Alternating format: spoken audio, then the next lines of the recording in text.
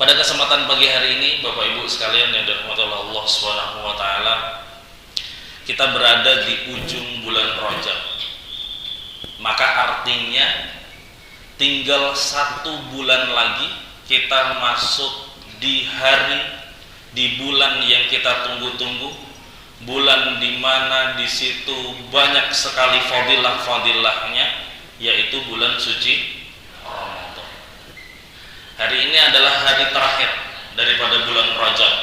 2 hari yang lalu ada peristiwa besar yang kita sama-sama tahu, yang hal tersebut menjadi fenomena besar dalam sejarah dakwahnya Rasulullah Sallallahu Alaihi Wasallam. Apa itu? Peristiwa Isra Mi'raj. Peristiwa Isra Mi'raj adalah peristiwa yang kita tidak bisa lupakan, karena di situ banyak sekali hal-hal yang betul-betul menjadi periang bagi baginda Rasulullah Sallallahu Alaihi Wasallam. Bayangkan saat itu Rasulullah pertama kali berdakwah di Makkah. Kurang lebih selama 10 tahun beliau berdakwah, ya, menjelang terjadinya peristiwa Isra Mi'raj itu banyak sekali cobaan-cobaan yang dihadapi oleh Rasulullah Sallallahu Alaihi Wasallam. Di antaranya meninggalnya istri tercintanya, yaitu Khadijah. Kemudian juga meninggalnya paman Nabi Sallallahu Alaihi Wasallam, yaitu Abu Thalib, yang mana keduanya ini adalah pembela terbesar dakwahnya Rasulullah Sallallahu Alaihi Wasallam. Walaupun naudzubillah, Abu Thalib, paman daripada Nabi Muhammad SAW, tidak mendapatkan hidayah. Bayangkan, paman daripada Rasulullah SAW yang mendidiknya, yang merawatnya dari setelah meninggalnya kakek daripada Rasulullah pun tidak bisa mendapatkan hidayah untuk masuk Islam. Kenapa seperti itu? Karena hidayah hanya datang dari Allah Subhanahu wa ta'ala. Kita yang manusia biasa, ya, Rasulullah, ya, Muhammad sallallahu alaihi wasallam, beliau adalah rasul, beliau adalah nabi aja tidak bisa memberikan hidayah, apalagi kita. Maka dengan adanya kita di sini, kita perlu untuk bersyukur. Kita perlu untuk mengucap alhamdulillah. Allah memberikan kita nikmat yang luar biasa, memberikan nikmat sempat, nikmat iman, nikmat Islam, yang akhirnya menggetarkan kita untuk datang ke majelis yang luar biasa ini. Selalu penuh. Dari Sabtu ke Sabtu yang lain, betul-betul Masya Allah, saya merasakan sendiri dari awal ada majelis ini, semakin banyak, semakin besar insya Allah, semakin berkah. Dan insya Allah kita semua yang ada di dalam masjid ini sama-sama belajar tentang nilai-nilai Islam, ajaran daripada Allah Subhanahu wa ta'ala dan Rasulnya. Maka insya Allah semuanya ini akan bareng-bareng kita nanti masuk surganya Allah Subhanahu wa ta'ala. Amin, amin ya rabbal alamin. Bapak Ibu rahimakumullah, peristiwa besar daripada Isra Mi'raj, ada hal penting yang perlu kita pelajari dan yang perlu kita renungi. Dan tentunya hal ini pelajaran luar biasa buat kita. Bayangkan, ya, syariat-syariat daripada rasul-rasul sebelum Nabi Muhammad sallallahu alaihi wasallam, ya, wahyu diturunkannya atau disyariatkannya sebuah ajaran syariat daripada rasul-rasul sebelum Nabi Muhammad sallallahu alaihi wasallam diberikan di bumi. Tetapi Rasulullah Sallallahu Alaihi Wasallam ini adalah manusia yang spesial, dan itu menjadi keberkahan tersendiri untuk kita sebagai umatnya Rasulullah Sallallahu Alaihi Wasallam.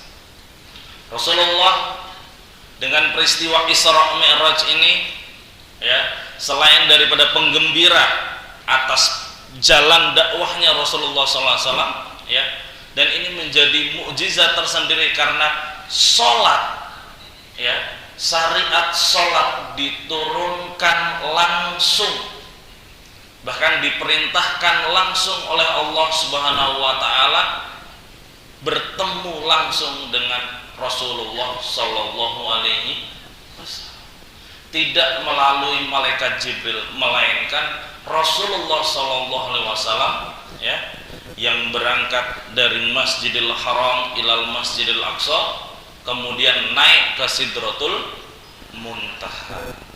Masya Allah, ini peristiwa yang amat besar, peristiwa yang harus kita betul-betul renungi.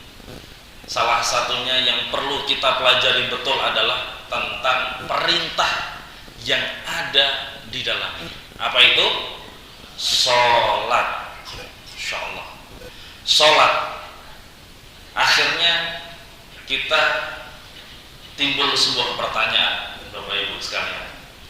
Sholat, kenapa syariat sholat itu menjadi penting untuk kita pelajari, penting untuk kita sama-sama renungi, bahkan perlu untuk kita paksa, kita ajari untuk anak-anak kita, untuk adik-adik kita semuanya.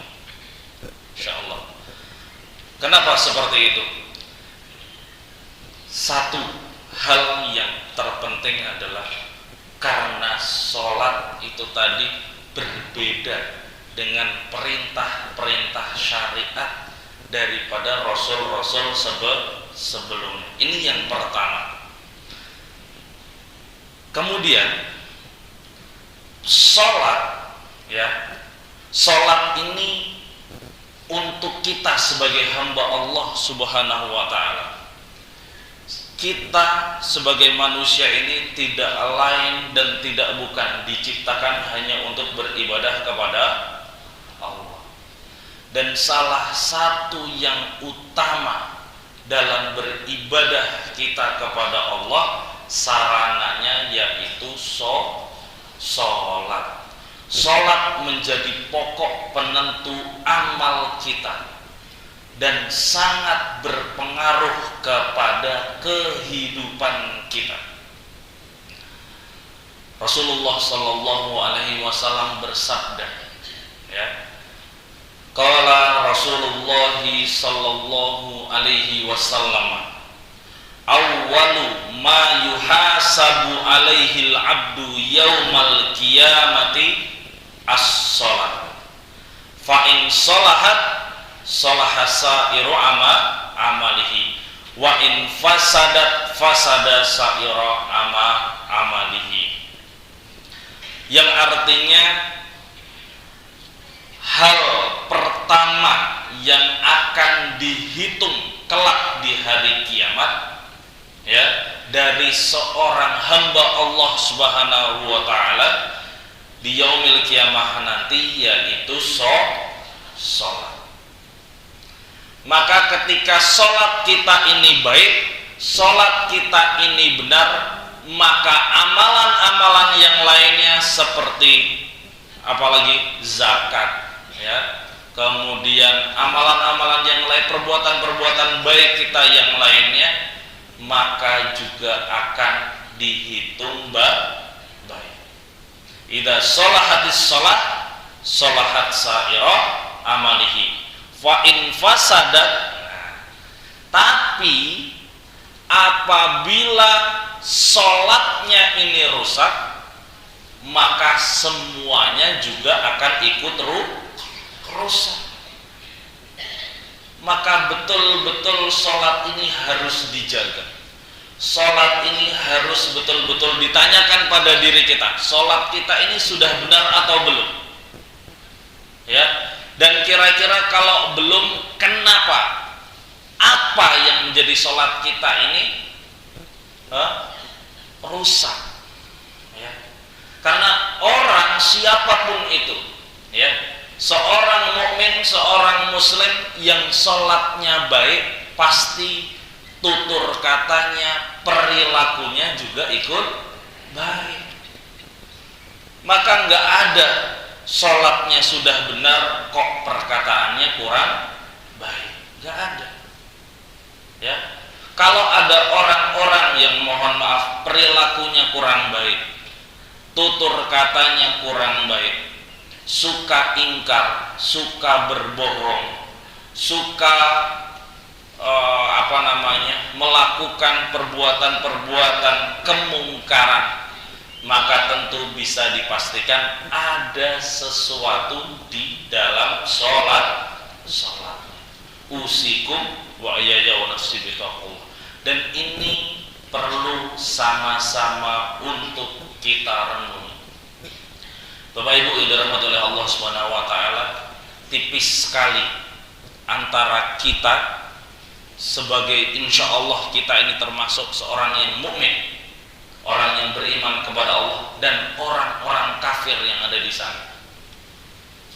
Karena pentingnya sholat, maka perbedaan antara seorang mukmin dan kafir itu hanya dalam sholat.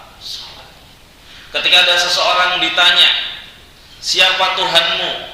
Tuhanku adalah Allah Subhanahu wa ta'ala. Tapi kemudian dia tidak sholat, maka sebenarnya dia belum beriman kepada Allah. Kenapa seperti itu? Ya, dalam hadisnya Rasulullah Sallallahu Alaihi Wasallam, al-ahdul ladzi bainana wa bainahumus shalah, faman tarakaha faqad kafar. Rasulullah Sallallahu Alaihi Wasallam bersabda, al-ahdul ladzi bainana wa bainahum shalah, hal yang menjadikan perbedaan antara kita dengan mereka adalah sholat.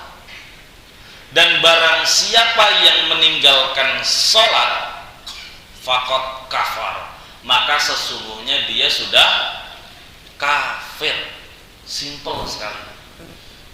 Dulu di zaman Rasulullah SAW, para sahabat itu ketika mendeteksi orang kafir itu mudah.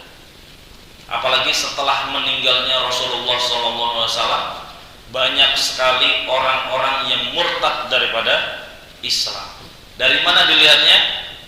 Dia sudah tidak sholat. As-sholatu imaduddin. Sholat itu adalah tiang agama. Maka ketika dia tidak sholat, pasti apapun yang ada dalam dirinya pasti tidak baik. Maka pasti bisa dipastikan, walaupun dia mengatakan Tuhannya adalah Allah Subhanahu wa taala, tetapi dia tidak sholat, faqad kafar. Bukan saya yang ngomong, tapi ini adalah sabda daripada Rasulullah Sallallahu Alaihi Wasallam. Maka penting sekali, banyak sekali hari ini fitnah-fitnah terjadi, banyak sekali hari ini ujian-ujian bagi kita. Mudahnya informasi di sosial media, nah, terutama untuk kita-kita yang muda-muda, dalam mendidik seorang anak, terutama ini mendidik seorang anak hari ini banyak sekali ajaran-ajaran, ya, pendidikan tentang anak, bahwa anak itu tidak boleh dimarahi, bahwa anak itu tidak boleh dibentak dan lain sebagainya. Ya, padahal dalam Islam ketika anak itu tidak sholat, maka harus dipukul. Ya, tapi ada banyak makna di sini, ya. Doroba, ketika kita bahasakan dalam bahasa Arab itu, pukul itu artinya adalah doroba. Doroba di sini maknanya bukan hanya memukul dengan kayu atau apapun, bukan. Ketika seorang anak sudah mencapai umurnya paling tidak 7 tahun atau sampai 9 tahun, ya, ketika kita perintahkan untuk sholat kok tidak mau sholat, maka pukullah ia. Dipukul ini bukan dipukul pakai kayu atau apapun, tetapi bisa kita kasih pelajaran dengan hal-hal yang baik.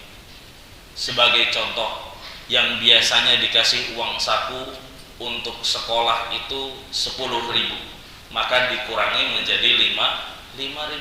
Itu sudah menjadi pelajaran terpenting bagi seorang anak. Nah, inilah sebenarnya yang seharusnya ada, tapi hari ini hal itu semuanya menjadi seakan-akan kita salah melakukan hal-hal tersebut. Kita salah memarahi anak, kita salah untuk mendidik anak dan lain sebagainya. Akhirnya ya, generasi penerus kita rusak, lupa akan sholatnya, lupa akan tiang daripada agama, yaitu sholat. Bapak Ibu yang dirahmati oleh Allah Subhanahu wa taala, pada kesempatan hari ini, dan saya melihat karena di bulan yang luar biasa, salah satu bulan yang penuh fadilah, ya, bulan Rajab, Sya'ban, kemudian Ramadan, maka saya pengen sekali membahas tentang apa itu sholat. Sebenarnya ketika kita berbicara tentang sholat, coba kita lihat dari maknanya. As-sholatu, asal katanya ada shod, lam, dan tak, ada tak di sana. Ya.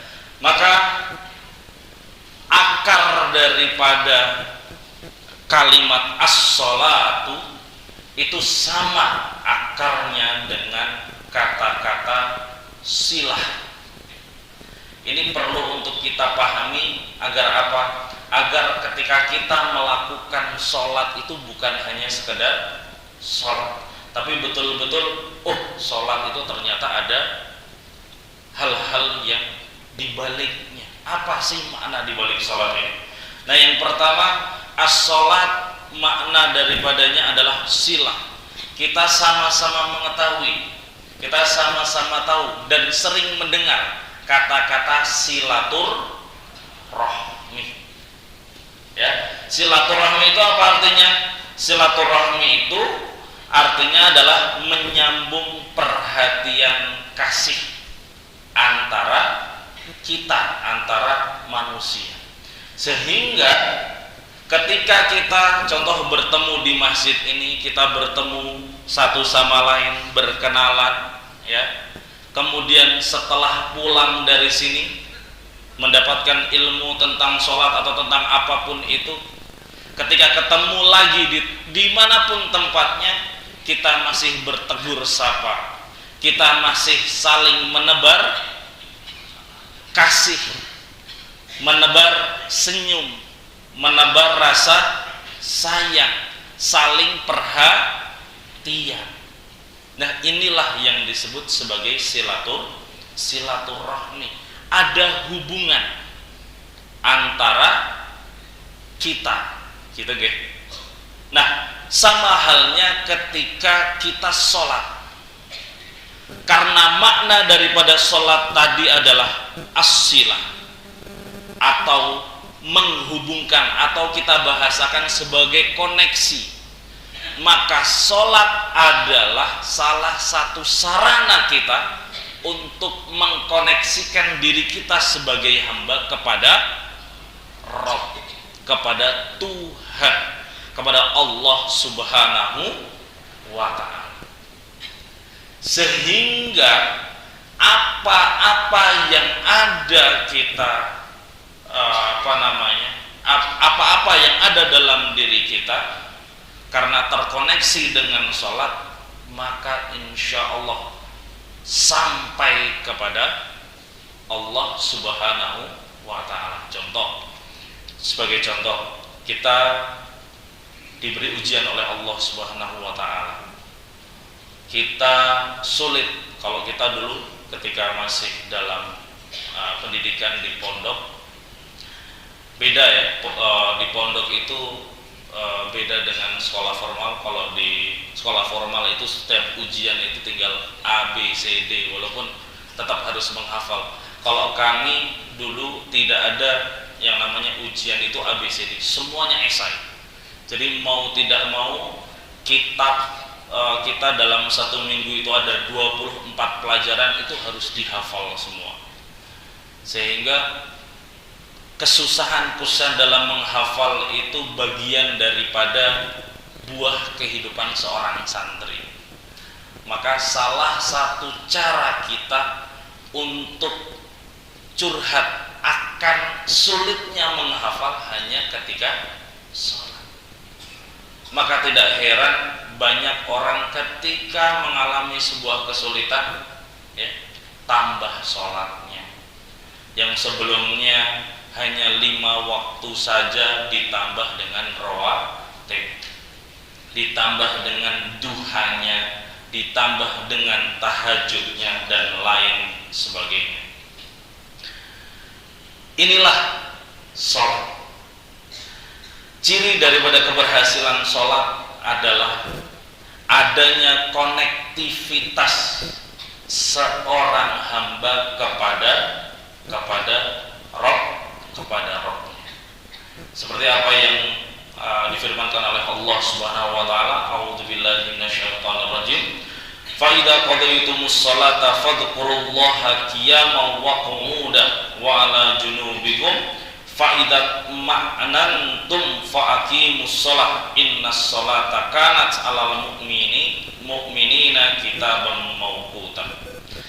Yang artinya apabila kamu telah menyelesaikan sholat, berzikirlah kepada Allah Subhanahu wa taala, mengingat dan menyebutnya baik ketika kamu berdiri, duduk maupun berbaring. Apabila kamu telah merasa aman, laksanakan sholat itu dengan sempurna. Sesungguhnya sholat itu merupakan kewajiban yang waktunya telah ditentukan atas orang-orang mukmin.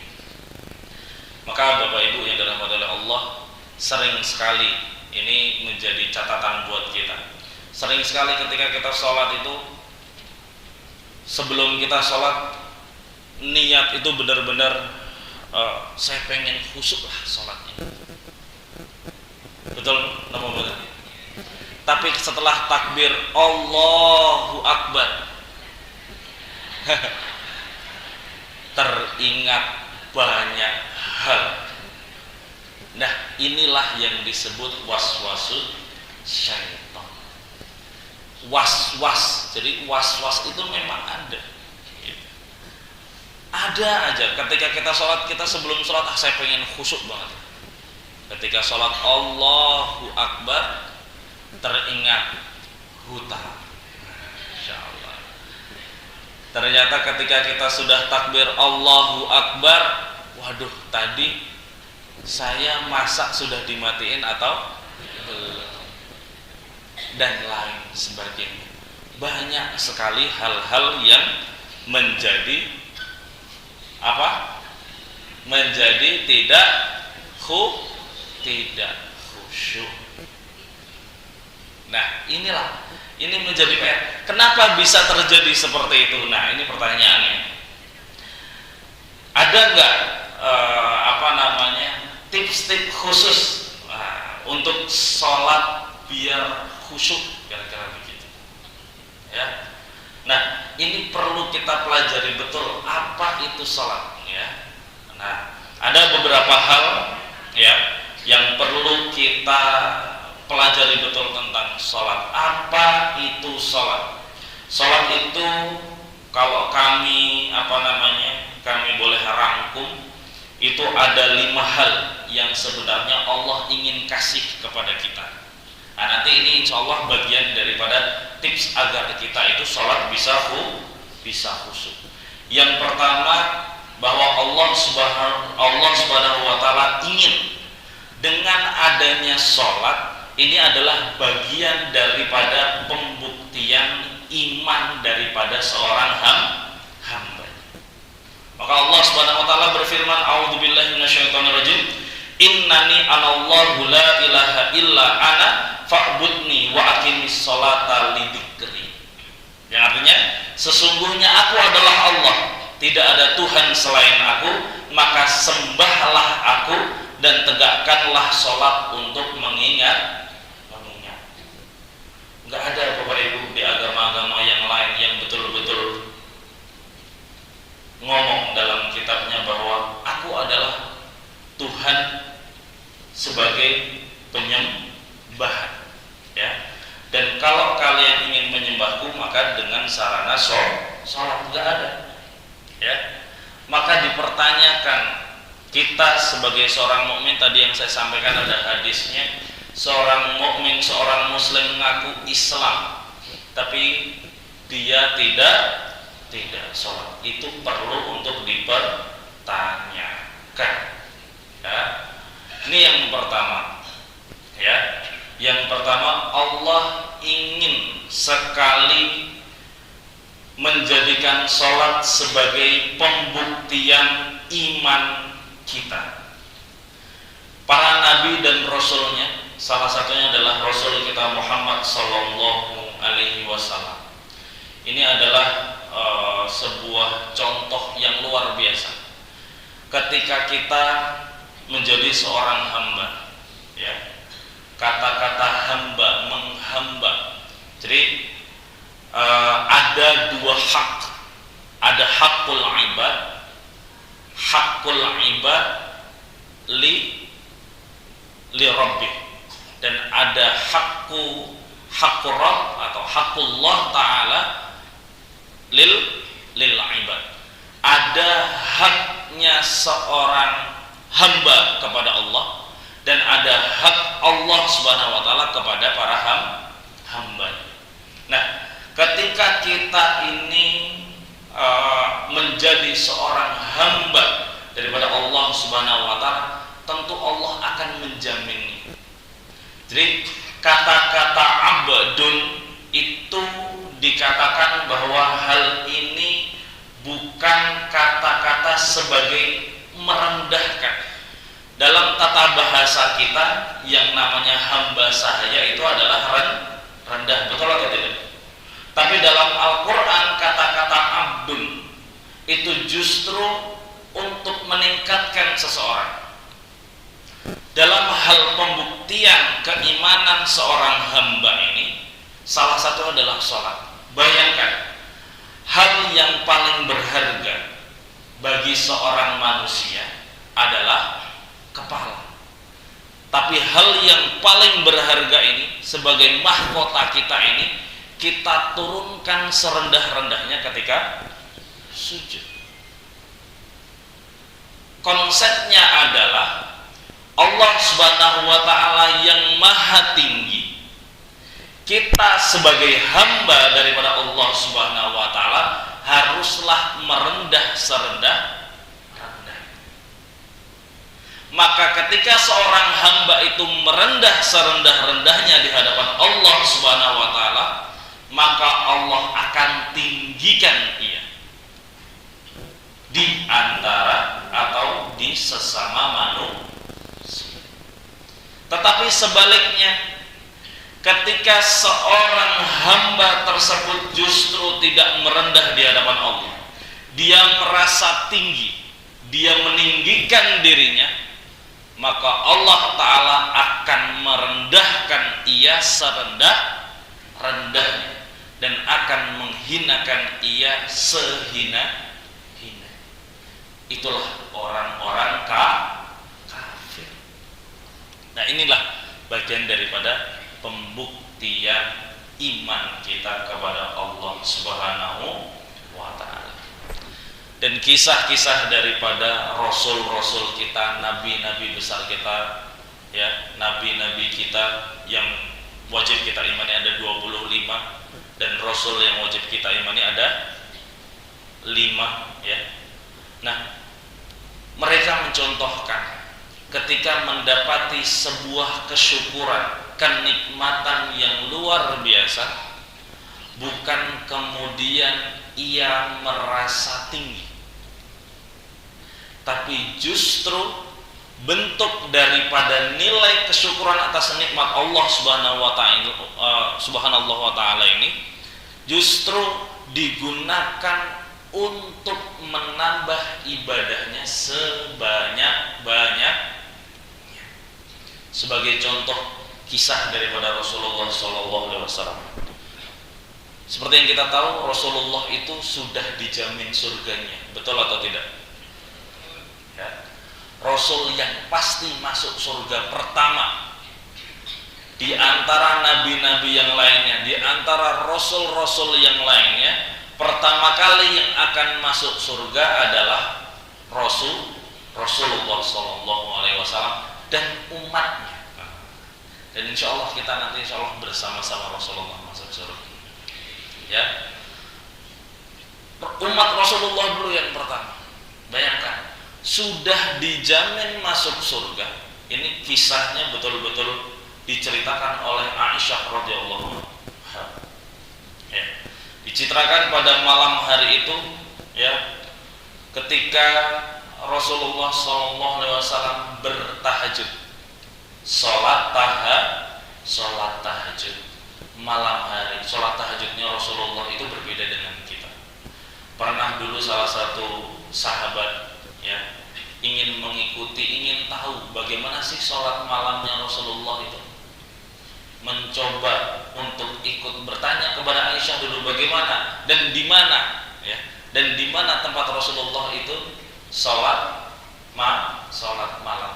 Yang hari ini kita tahu, ya, kalau Bapak Ibu pernah ke Masjid Nabawi, kemudian masuk ke Raudhah, di sana ada beberapa tiang di antara makam Rasulullah atau bait Rasulullah sampai mimbarnya Rasulullah. Nah, inilah yang disebut sebagai Raudhah. Di Raudhah ini ada beberapa tiang. Di Raudhah ini ada beberapa tiang. Salah satunya ada namanya Ustuwaniyatu Aisyah atau tiangnya Aisyah. Tiang Aisyah ini, ya, kenapa disebut sebagai tiang Aisyah? Karena saat itu para sahabat yang kepo ini terhadap terhadap sholat malamnya Rasulullah SAW bertanya kepada Aisyah. Aisyah tidak mau jawab. Dipaksa oleh para sahabat, ditanya lagi sampai beberapa kali. Akhirnya Aisyah menjawab, disinilah tempat Rasulullah SAW bersolat tahajud. Maka ikutlah mereka pada suatu malam sholat tahajud. Dikira di rakaat pertama Rasulullah SAW cukup 200 ayat Al-Baqarah saja. Kalau kita kan paling hanya pakai juz 30, ya. Saat itu para sahabat, ya, mengikuti di belakang Rasulullah SAW. Rasulullah sudah membaca hingga 200 ayat surat Al-Baqarah, kok nggak ruku-ruku. Kemudian ternyata lanjut sampai juz 1 selesai, lanjut sampai surat Al-Baqarah selesai. Dikira ketika surat Al-Baqarah selesai kemudian ruku, ternyata tidak, dilanjutkan lagi surat berikutnya. Masya Allah. Maka para sahabat kapok. Cukup satu malam itu saja mengikuti sholat malamnya Rasulullah. Dan dikisahkan oleh Aisyah dan ditanya saat itu oleh Aisyah, wahai Rasulullah SAW, wahai Rasulullah, sesungguhnya, ya, kenapa kamu tuh udah dijamin masuk surga, ya Allah, ya Rasulullah, tapi kenapa kok sholat malamnya sampai segitunya? Bahkan kakinya itu sampai pecah-pecah, bahkan kedua telapak kakinya itu pecah-pecah, ya, dan kakinya itu sempat bengkak. Maka jawaban daripada Rasulullah SAW sangat indah sekali. Afala uhibbu an akuna abdan syakur. Yang artinya, mengapa, ya, afala uhibbu an akuna abdan syakur. Apakah saya tidak senang, ya? Afala uhibbu itu artinya sebagai ungkapan, masa sih saya nggak senang ketika kita menjadi seorang hamba yang bersyukur. Nah, inilah ketika Rasulullah SAW, bukan hanya Rasul, kemudian nabi-nabi yang lain, seperti yang kita ceritakan kemarin, Nabi Ibrahim alaihissalam, kemudian Nabi Ismail alaihissalam, juga sama seperti itu. Ketika mendapati sebuah nikmat, bukan kemudian selesai, bukan kemudian karena kita sudah ditinggikan derajatnya oleh Allah, kita malah meninggi, tidak. Tetapi justru ketika kita ditinggikan oleh Allah Subhanahu wa taala, justru kita harus semakin menunduk. Saat itulah Allah akan memberikan fadilah-fadilahnya, akan memberikan kebaikan-kebaikannya. Ketika kita diberikan dinaikkan derajat kita, tapi justru kita bukan meninggi, bukan kita malah bahasanya itu mungkin geleleng ya gitu ya, tapi justru kita semakin menunduk, maka sungguh Allah akan menambah nikmat yang diberikan oleh Allah tersebut. Kemudian yang kedua, Bapak Ibu yang dirahmati Allah, yang pertama tadi, sholat itu adalah ya bagian daripada pembuktian iman kita. Maka jelas ketika dia mengatakan bahwa Allah itu Tuhanku tapi dia tidak sholat, maka dia sebenarnya sudah kafir, faqad kafar. Nah, yang kedua, sholat adalah untuk berzikir kepada Allah SWT. Maka kita setiap keadaan apapun, kita mau beraktivitas sesuatu yang menggembirakan, kita harus juga mulai dengan membaca bismillah. Bismillah itu adalah bagian daripada zikir kita kepada Allah. Kemudian setelah kita menyelesaikan aktivitas kita juga harus tutup dengan membaca alhamdulillah, bagian daripada rasa syukur kita. Maka berzikir setiap apapun keadaannya adalah bagian daripada sholat kita. Sholat untuk berzikir kepada Allah. Ketika kita memiliki masalah sempit yang kita rasakan dalam kalbu kita, maka ketika kita berzikir kepada Allah, maka insya Allah rasa sempit tadi menjadi lapang, ya, seperti apa yang difirmankan oleh Allah Subhanahu wa taala, alladzina amanu wa tatma'innu qulubuhum bi dzikrillah. Alladzina amanu wa tatma'innu qulubuhum bi dzikrillah. Ala bi dzikrillah tatma'innul qulub. Surat Ar-Ra'd ayat 28. Orang-orang yang beriman, maka tatma'innul qulub. Tatma'innul qulub itu artinya tenang hatinya, ya, dengan berzikir kepada Allah. Maka sungguh ketika kita berzikir kepada Allah Subhanahu wa taala, akan tenang kalbu kita, ya. Bukan hanya berzikir, ya, doa kita pun juga disebut sebagai zikir, ya. Ketika kita dalam keadaan sempit, kita ingin dilapangkan oleh Allah Subhanahu wa taala, selain kita berzikir kepada Allah, subhanallah, alhamdulillah, wa la ilaha illallah, wallahu akbar, subhanallah wa bihamdi, subhanallahil azim, kita juga dianjurkan untuk berdoa kepada Allah Subhanahu wa taala. Dalam firman-Nya, a'udzubillahi minasyaitonirrajim, wadhkur rabbaka fi nafsika tadarruan wa khifatan wa dunal jahri minal qaul bil ghuduwi wal asal wala takum minal ghafilin. yang maknanya ingatlah Tuhanmu dalam hatimu dengan rendah hati dan rasa takut pada waktu pagi dan petang dengan tidak mengeraskan suara, dan janganlah kamu termasuk orang-orang yang lengah.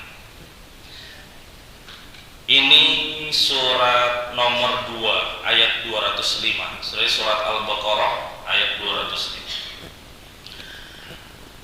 Salat itu ya akumulasi antara zikir dan doa. Salat itu adalah akumulasi antara zikir dan doa. Maka ketika kita melakukan sholat ya, dari awal kita niat, kemudian kita mengucapkan takbiratul ihram, Allahu Akbar, sesungguhnya ini kita sedang berzikir kepada Allah. Kita sudah mencoba mengkoneksikan diri kita kepada Allah Subhanahu wa ta'ala ya. Maka Bapak Ibu yang dirahmati oleh Allah Subhanahu wa ta'ala, banyak sekali ketika tadi kita pengen khusyuk, kemudian kita takbir Allahu Akbar, teringat banyak hal. Bahkan ada cerita teman kami itu lucu. Ketika itu kita ada agenda satu dalam kepanitiaan ya, kepanitiaan besar saat itu waktu di pondok. Saat itu kita sama-sama sedang bingung, ada masalah, idenya buntu. Ternyata kok ketika kita sholat berjamaah, saat itu sholat duhur, habis sholat duhur teman saya bilang, saya tadi ketika sholat dapat ide. Saya tanya, berarti sholatmu tidak khusyuk dok? Iya ya. Masya Allah. Nah inilah ya, ketika kita sholat kemudian kita luput daripada konektivitas kita atau koneksi kita ini putus karena teringat sesuatu hal di lain daripada sholat yang seharusnya kita khusyuk menjalankannya, maka dianjurkan, bahkan diwajibkan setelah kita sholat harus berzikir dan berdoa. Jadi setelah salam, assalamualaikum warahmatullahi wabarakatuh, jangan terus langsung pergi, tapi dilanjutkan untuk berzikir dan berdoa. Agar apa? Agar hal-hal yang tadi itu ketika kita sholat terganggu oleh pikiran-pikiran, terganggu oleh waswasatus syaitan ya, apapun itu bentuknya, kita perbaiki di zikir dan doa, dan disempurnakan dengan sholat rawatib. Maka insya Allah koneksi kita kepada Allah Subhanahu wa ta'ala 4G, bahkan 5G ya, sehingga setelah kita keluar dari masjid benar-benar dalam keadaan sadar, dalam keadaan bahwa Allah Subhanahu wa ta'ala mengawasi kita, Allah Subhanahu wa ta'ala membersamai kita. Inilah yang disebut dengan ihsan. Kita betul-betul tumbuh rasa penghambaan kita kepada Allah Subhanahu wa ta'ala. Maka tidak akan terjadi lagi itu ketika sholat Jumat ya, kehilangan Kenapa? Karena dia sadar betul ya, ketika saya mengambil, ini bukan sandal saya. Tapi ketika sholat itu tidak betul-betul tidak sadar, kemudian tidak mau memperbaiki koneksi dia dan seorang hamba ini kepada Allah Ta'ala, maka pasti ya pikirannya masih kemana-mana, dia belum, koneksinya masih belum pas. Padahal saat kita itu berada di sedang keadaan sholat itu, harapannya adalah Allah Ta'ala memberikan solusi-solusi terhadap apapun yang kita kita ada masalah, gitu. Maka disitulah zikir doa itu terwujud. Sholat itu akumulasi daripada doa dan zikir. Yang keempat, tadi yang ketiga, ini yang keempat. Yang ketiga dahulu ya. Yang ketiga, sholat mencegah dari kemungkaran dan kemaksiatan. Ya. Dalam firman Allah Subhanahu wa taala, innas sholata tanha 'anil fahsya'i wal munkar. Maknanya adalah sesungguhnya sholat itu menghindarkan kita dari fahsya dan mungkar. Apa itu fahsya dan apa itu mungkar? Fahsya itu adalah hal-hal kemaksiatan. Mohon maaf, contohnya apa? Banyak sekali.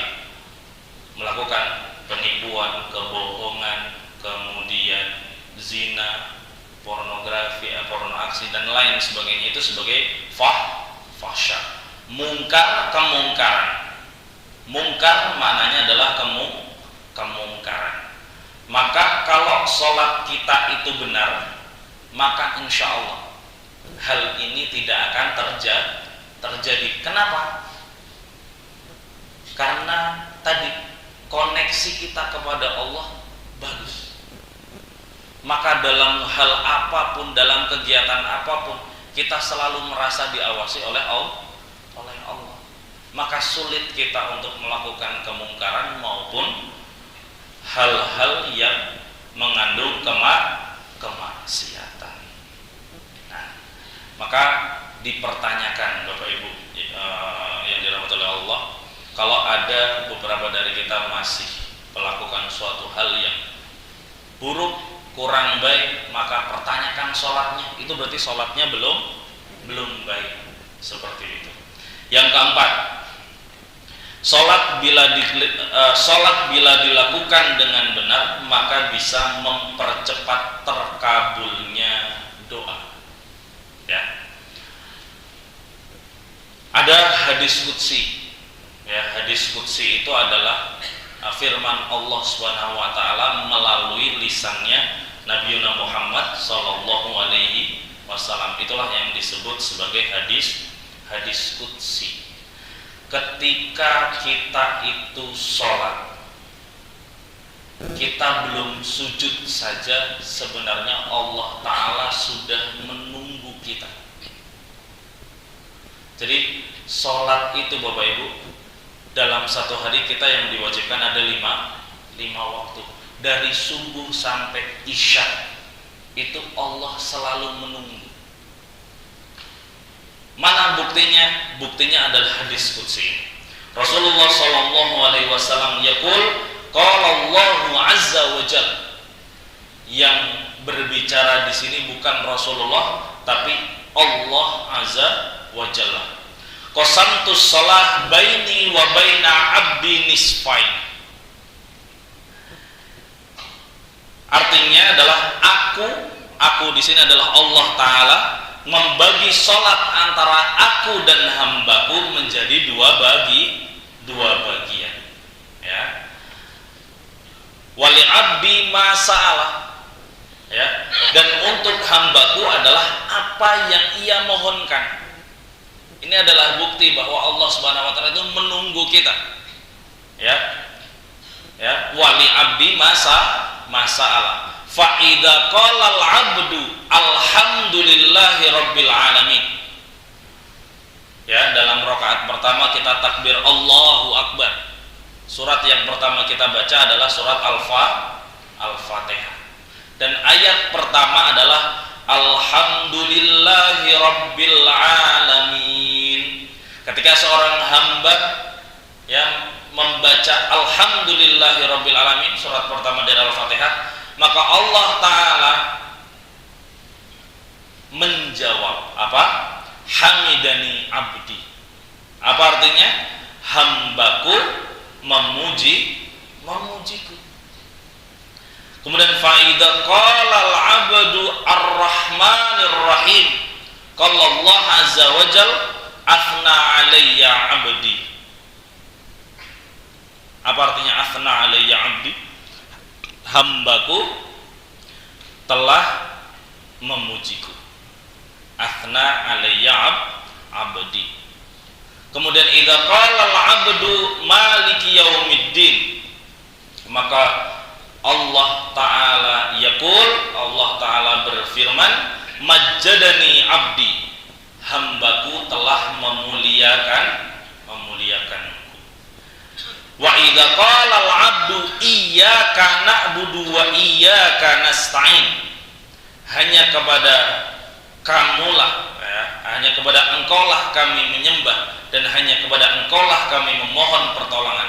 Maka Allah Subhanahu wa taala berfirman, hadza baini wa baina abdi wa li abdi ma sa'ala.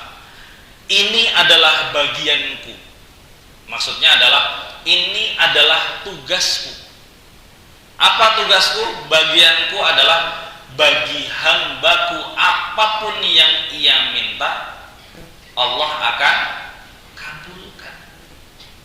Maka dalam sehari, dari pagi kita berangkat ke pasar, habis subuh, contoh jam 6 atau jam 7 kita berangkat, ya, kita mendapati masalah-masalah dalam kegiatan kita, dalam bermuamalah, tibalah jam 12 siang, ya, azan berkumandang, Allahu Akbar, Allahu Akbar. Maka sesungguhnya saat itu Allah Subhanahu wa taala telah menunggu, wahai hambaku, apa bagianku untuk membantumu? Maka ini jawabannya, iyyaka na'budu wa iyyaka nasta'in, hanya kepadamu lah kami menyembah, hanya kepadamu lah kami memohon pertolongan. Maka Allah menjawab, ini bagianku bagi hambaku, apa yang diminta. Wa idza qala al-'abdu ihdinas siratal mustaqim siratal ladzina an'amta 'alaihim ghairil maghdubi 'alaihim waladdallin, ya, maka Allah berfirman, hadza li 'abdi wa li 'abdi ma sa'ala, dan inilah bagianku dan bagianku, inilah apa yang diminta oleh hamba-hambaku, ya. Jadi inilah sholat. Sholat itu sangat krusial. Sholat itu sebenarnya kebutuhan bagi kita. Yang butuh itu kita, bukan Allah. Allah itu selalu menunggu kapan kita datang meminta, maka Allah pasti akan kabulkan. Maka tidak ada konsep doa kok tidak dikabulkan, itu tidak ada, ya. Semua doa pasti dikabulkan oleh Allah Subhanahu wa taala. Pasti dikabulkan. Yang kelima, salat pengantar kepada kesuksesan dalam hidup dunia maupun akhirat. Seperti hadis yang pertama tadi, ya. Sesungguhnya salat itu adalah tiang agama. Sesungguhnya sholat itu adalah semua hal yang kita lakukan ini, ketika sholatnya baik maka semuanya akan baik. Ketika sholatnya ini rusak maka semuanya akan ikut rusak, ya. Maka dalam bahasa Arab ketika kita berbicara tentang sukses, ya, bahasa Arabnya adalah al-fauz. Al-faiz itu adalah orang yang menang, orang yang sukses, ya. Tapi kesuksesan itu adalah al-fauz. Bahagia itu al-farah. Farhan itu adalah kebahagiaan, ya. Farhan itu adalah kebahagiaan. Tetapi ketika ada seorang mukmin mendapatkan kebahagiaan dan juga mendapatkan kesuksesan, maka dalam bahasa Arab atau dalam bahasa Al-Quran disebut sebagai falah. Dan kita selalu diajak kepada kemenangan ini. Hayya 'alal falah, setiap 5 waktu hayya 'alal falah, hayya 'alal falah. Wahai orang-orang yang beriman, ayo kita bahagia di dunia dan di akhirat, dan kita juga sukses dunia akhirat. Bukan hanya sukses di dunia saja, tetapi sukses dan bahagia di dunia maupun di akhirat. Ya. Qad aflahal mu'minun, sesungguhnya beruntunglah orang-orang yang beriman. Bukan hanya beruntung di sini, tapi orang-orang yang beruntung di sini dimaknai adalah orang-orang yang sukses, orang-orang yang menang. Ya, qad aflahal mu'minun. Falah itu adalah kemenangan. Ya, orang-orang yang menang disebut sebagai muflih. Itu mufradnya. Mufrad artinya satu. Tapi kalau kita bersama-sama, maka muflihun.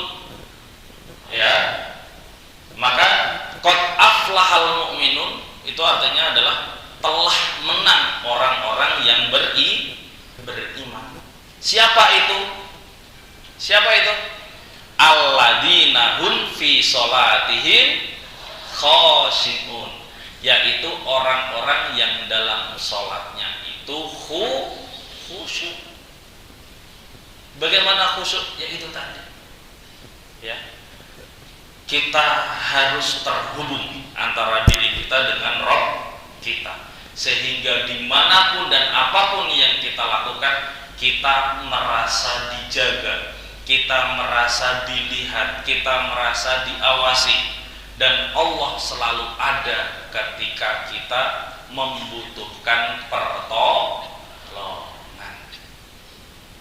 Jangan lupa, apapun masalahnya, berzikir kepada Allah dan berdoa kepada Allah. Salah satunya adalah sholat. Insya Allah dengan kita sholat, maka semua masalah akan mendapatkan solusinya. Paling tidak hati kita setelah sholat itu tenang. Ketika kita tenang, kita bisa berpikir secara jernih, maka insya Allah solusi daripada masalah-masalah itu akan kita dapatkan. Seperti itu. Okay? Demikian Bapak Ibu yang dirahmati oleh Allah Subhanahu wa taala, pada kesempatan yang berharga ini, salat menjadi kunci utama bagi kita. Salat adalah tiang agama, salat adalah bagian, ya, adalah benteng antara kita menjadi seorang mukmin atau menjadi orang kafir. Jadi apa namanya, saternya, ya, sater itu ini apa namanya, pemisah, sekat antara seorang mukmin dan kafir itu hanya ketika sholat ataupun tidak sholat. Pembuktian daripada keimanan kita adalah sholat kita. Demikian Bapak Ibu yang dirahmati oleh Allah Subhanahu wa taala, aqulu qauli hadza wa astaghfirullah li wa lakum. Apabila ada kekurangan, kami memohon maaf dengan sebesar-besarnya. Apabila ada hal yang baik, mari kita bersama-sama untuk ambil dan kita tingkatkan ibadah kita, karena tidak ada bekal terbaik bagi kita selain daripada kita meningkatkan takwa kita kepada Allah Subhanahu wa ta'ala. Tidak pernah ada dosa besar apabila kita akhiri dengan taubat, dan tidak pernah ada dosa kecil apabila dosa kecil itu selalu berulang-ulang kita lakukan. Ya, itu menjadi nasihat kita bersama. Maka dengan kekurangan, ya, dan kekhilafan seorang hamba, di mana kita ini selalu melakukan kesalahan dan banyaknya lupa, mari sebelum kita berdoa, kita beristighfar bersama-sama. Astaghfirullahaladzim, astaghfirullahaladzim, astaghfirullahaladzim. Naqra'ul Furqan al-Fatihah. A'udzu billahi minasyaitonir rajim. Bismillahirrahmanirrahim.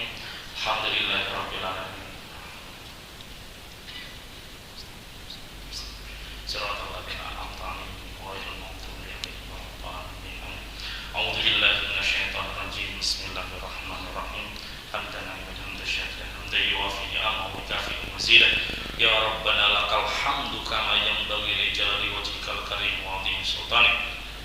Allahumma shalli ala Muhammad wa ala ali Muhammad. Allahumma rabbana taqabbal minna salatana wa siyamana wa ruku'ana wa sujudana wa qu'udana wa tadarru'ana wa tafassurana wa ta'abudana wa taqsirana ya Allah ya rabbal alamin. Rabbana la tada' lana dhanban illa ghafartah wa la hamman illa farajtah wa la maridan illa syafaitah wa la hajatan min hawaijid dunya illa qadaitaha ya arhamar rahimin. Rabbana la tuzigh qulubana ba'da idh hadaitana wa hab lana min ladunka rahmah. Rabbana hab lana min azwajina wa dhurriyyatina qurrata a'yun waj'alna lil muttaqina imama. Rabbana zalamna anfusana wa illam taghfir lana wa tarhamna lanakunanna minal khasirin. Rabbana la tu'akhidhna in nasina aw akhtana. Rabbana la tahmil 'alaina isran kama hamaltahu 'alal ladzina min qablina. Rabbana wa la tuhammilna ma la taqata lana bih wa'fu 'anna waghfir lana warhamna anta maulana fansurna 'alal qaumil kafirin. Allahumma inna nas'aluka salamatan fid din wa 'afiyatan fil jasad wa ziyadatan fil ilmi wa barakatan fil rizqi wa taubatan qabla al-maut wa rahmatan indal maut wa maghfiratan ba'dal maut. Allahumma hawwin 'alaina fi sakaratil maut wa najatan minan nar wal 'afwa indal hisab. Allahumma ighfir lana dzunubana wa dzunuba walidina wa li jami'il muslimina wal muslimat wal mu'minina wal mu'minat al ahya'i minhum wal amwat innaka ala kulli syai'in qadir. Rabbana atina fid dunya hasanah wa fil akhirati hasanah wa qina adzabannar. Bi fadlika subhanaka rabbil izzati amma yasifun wassalamun alal mursalin walhamdulillahi rabbil alamin. Bapak Ibu yang dirahmati oleh Allah Subhanahu wa taala, hujan deras banget, maka kita berdoa Allahumma shayyiban nafi'an. Semoga hujan ini menjadi bermanfaat untuk kita semuanya dan berkah untuk kita semuanya. Bapak Ibu dan Allah, hujan bagian daripada kebesaran Allah dan salah satu waktu yang mustajab untuk berdoa itu ketika hujan. Ya, maka perbanyak doa. Salah satunya, insya Allah beberapa hari lagi kita akan menghadapi peristiwa besar untuk negara kita, yaitu kontestasi politik. Silahkan Bapak Ibu memilih sesuai dengan hati nurani, sesuai hati nurani Bapak Ibu semuanya. Tetap damai, tetap santun, tetap bersilaturahmi. Ya, silahkan memilih sesuai pilihan hati. Tapi yang jelas, seperti yang kami sampaikan di pertemuan sebelumnya, pilihan besok ini yang dipilih ada 3, benar? Tapi yang dipilih cuma 1. Yang tidak dipilih berarti ada 2. Jadi jangan pilih 2 dan jangan pilih 3, pasti pilihlah 1. Kira-kira seperti itu. Kita tutup dengan membaca alhamdulillahirabbil alamin. Syukran. Assalamualaikum warahmatullahi wabarakatuh.